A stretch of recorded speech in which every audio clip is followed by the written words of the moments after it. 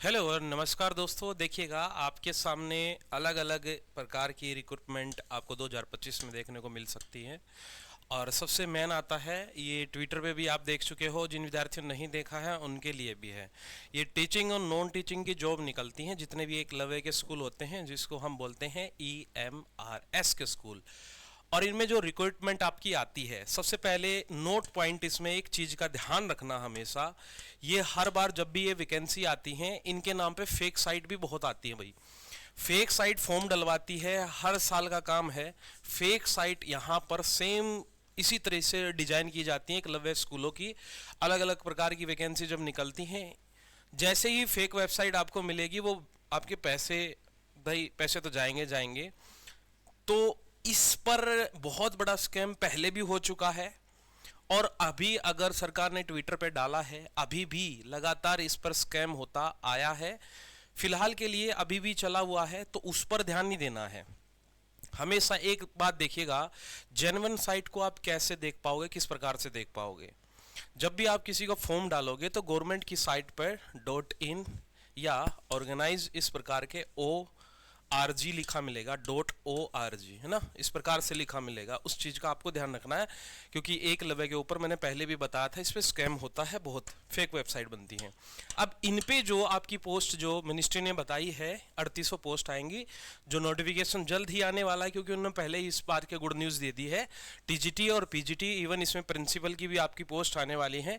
साथ ही साथ जो कलरक, यानी जिस बच्चे ने बीएड नहीं करी है, वो कलरक की पोस्ट के लिए भी यहाँ पे 12th बेसिस भी आपकी वैकेंसी निकलेंगी। जैसे लैब असिस्टेंट हो गया, लगा ले किसी ने BPED कर रखी है यानी फिजिकल एजुकेशन कर रखी है, उनके लिए भी अलग अलग पोस्ट निकलती हैं। और यहाँ देखो प्रिंसिपल की, TGT PGT की, प्रिंसिपल, असिस्टेंट और कलरक, और 3800 प्लस का मतलब है यहाँ पर ज़्यादा पोस्ट रहने वाली हैं। एकलव्य मॉडल के ऊपर जितने भी जो रीजनल एरिया में स्कूल हैं उनका रहता है। एज की बात करें तो यहाँ पर जो लिखा हुआ है 21 से 50 साल, ये अलग अलग पोस्ट के लिए अलग अलग है। जैसे आप TGT के लिए अप्लाई करोगे तो यहाँ पर 35 साल है ना। PGT के अप्लाई करोगे तो 40 साल है।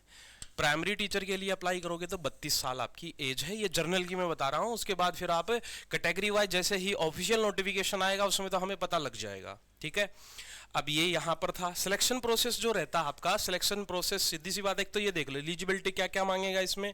बीएड आपकी होनी चाहिए, जैसे TGT PGT की अप्लाई करते हो तो बीएड तो आपकी होनी चाहिए, जिसमें आपका ग्रेजुएशन भी हो सकती है उसके साथ साथ। और नॉर्मल आपका एक कंप्यूटर का, जैसे कि कोई कंप्यूटर से संबंधित अगर लगा ले TG की पोस्ट अप्लाई करता है तो सीधी बात है उसकी BSc कंप्यूटर से होनी चाहिए। तो ये अलग अलग क्राइटेरिया अलग अलग आ जाएगा, जो नोटिफिकेशन आ जाएगा उसमें आपको प्रॉपर तरीके से समझा दिया जाएगा। ये है भाई अप्लाइंग प्रोसेस क्या रहेगा, वही रहता है भाई, फोटो वोटो अप्लाई करना। ये एग्जाम सबसे मेन बात होती है सर, एग्जाम के ऊपर बात करिएगा। तो सबसे पहले हर जितने भी हम, चाहे एकलव्य की बात करें, चाहे NVS KVS, इन सभी की बात करें, तो इनमें आपका सबसे पहले एग्जाम ही होता है। अब कुछ बच्चे इंतजार कर रहे हैं काफी दिन से KVS की वैकेंसी का। तो KVS की वैकेंसी मार्च के फर्स्ट वीक में, वैसे तो नवंबर को आ जानी चाहिए थी इसकी नोटिफिकेशन, लेकिन मार्च के आपके फर्स्ट वीक में ही आपको KVS की नोटिफिकेशन आपको देखने को मिल सकती है। 100% इस बात पे श्योरिटी मान के चलिएगा। जिन विद्यार्थियों ने जो DSSB का फॉर्म डाला था, अब जैसे ही आपको सभी को पता है सरकार बदल चुकी है। ऐसा भी हो सकता है जिन्होंने अभी सीटेट क्वालिफाई किया है उनके लिए गुड न्यूज भी हो सकती है कि री एडवर्टाइजमेंट DSSB का आपको देखने को मिल सकता है।